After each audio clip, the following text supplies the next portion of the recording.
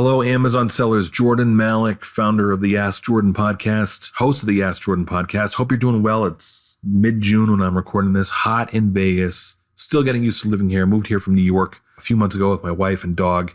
And yeah, it's a big change. So I want to thank you, every one of you, for listening. Numbers of my podcast keep going up in this cluster we have of experts coming out of the woodwork. Half of them legit, half of them not legit. You know, when I started out being a quote unquote expert, if you want to call it that, 7-8 years ago, there's really a handful of us experts that knew Amazon well and were helping other Amazon sellers through our blog or ebooks or whatever. There's probably count on two hands, the major, not even the major, just everybody, 10 fingers, you could count the number of experts. Now there's thousands of experts, at least hundreds of experts and possibly thousands, and they're on Facebook and they're on their podcasts, et cetera. So I really do appreciate the fact that for some reason, I'm getting more folks coming to me, signing up for my free newsletter, HonestOnlineSelling.com, more folks listening to my podcast. I don't know why, but I welcome it, and I'm extremely thankful and extremely humble. This new format of the Ask Jordan podcast, we've been doing this since, I think, May. We no longer take a question from a caller, like the previous episodes that were up until like November 2015. Then I stopped for several months and you guys asked me to come back. So I'm here back with this new revamped Ask Jordan podcast. So I'm no longer taking calls, but I am addressing problems that I see that many sellers are having and giving you kind of like a mental mindset to get over it. And I used to not be a fan of this, mindset. Let's, jot down our thought process. I used to not be a fan of that, but all the other older episodes are more tactical of how to bag a book or how to keep track of finances or whatever. These episodes are more mindset because I'm seeing sellers get overwhelmed and I'm trying to help them. And I'm hoping this podcast helps you. So we're talking about discouraged sellers. If you go to AskJordan.net, episode 117, you'll see it in the show notes for this episode, a link to the blog article I did recently where I interviewed several experts to get their help with my listeners, for my listeners, saying, do you have any words of encouragement or stuff that, information that people can take to help them with their struggles with selling on Amazon or on eBay? One of those experts had some great pointers in that blog post is Steve Raiken, Raiken from Raiken Profit. I'll leave the link to his site on the show notes. This guy's incredible. He has over 700 YouTube videos about making money online, Craigslist, eBay, Amazon, etc. And I really admire this guy's hustle. He's always putting out video content and a lot of other things, helping other sellers. And a lot of it's free, or most of it. I don't even know if he charges for any of this stuff. And one thing that he said, and again, this is in the blog article when I interviewed him, it's posted there in the full text. He says, if you feel like you're failing, there's really only one thing you should do, and hardly anyone does this. It's quite simply actually stop what you're doing. Stop everything that you're doing.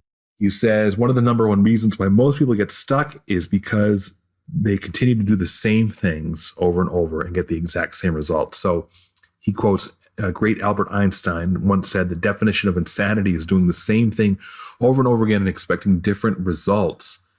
So if you're struggling with sales on eBay or Amazon, in this case, most of you are Amazon sellers listening to this, Steven says, stop doing everything you've been doing in the past and ask yourself, what can I do differently in my business to achieve a different result?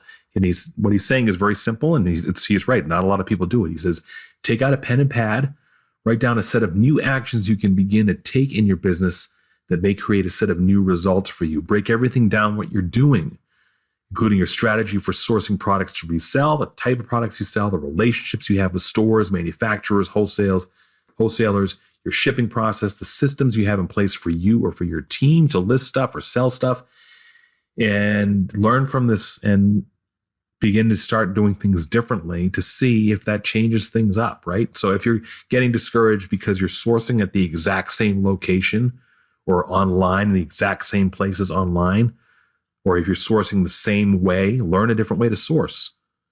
There's so much information out there. A lot of it's on my blog of trusted experts.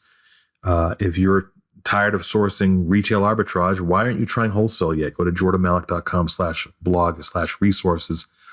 I'll leave the link in the show notes for that page. There's, a list of inexpensive and free resources for my trusted experts on wholesale or different methods of sourcing. So if you're doing the same thing over and over again, you're expecting one day for the sea to part and all the money to start flowing in, well, it's probably not going to happen that way. So I totally agree with Steve, and that's why I tapped him to provide some expertise and quoted him in this blog post. And he says you'll be surprised if you start to do things differently, how everything begins to change once you decide to change. And to some of you, I know that sounds the mamby-pamby language. I get it. I've been there too, but this is real. I think if you stop what you're doing now and ask yourself, what am I doing? Write it down. What parts of this should I change? Should I try to change to see if I can get a different result, and go ahead and try it? Okay, I realize it's a real short episode. So real quick before I go, reselltoys.com is my guide. I redo it every couple of years. It's the list of toys. It's more than just a list. It's a descriptive book, 160 pages, an ebook that you download instantly at reselltoys.com. And it has toys and games that you can source locally, used and new. This is not a list. If you go and buy a list of toys from somebody, your margins are going to be 10 or 20%. You're going to have 1,000 competitors. That's not like that. This is toys that you can typically find locally to you, or some of them are actually available on eBay to resell on Amazon. And you can buy them for $1, $2, $5, $10 and sell them for, $15, $25, $35, $50, $100 and up. Because there's a phenomena in the U.S., typically with American consumers, I don't know if it's outside the country, but we, as consumers, we treat a lot of our toys as throwaways. Toys and games that we buy for kids, the kids outgrow them, they're never used, or they're used once, and they're treated as throwaways, and there's 12 ways to find them in my book, 12 ways to source these toys locally. And I think you'll find it very enlightening, and there's over 50 reviews on imreportcard.com of the ebook, and most of them are A ratings or A minus.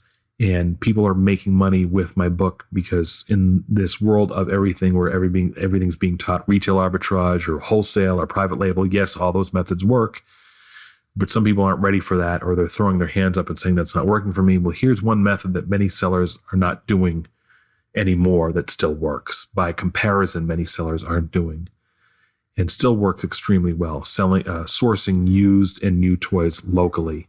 Reselltoys.com, check it out, and we'll see you again in episode 118. Thanks for listening. We'll talk to you soon.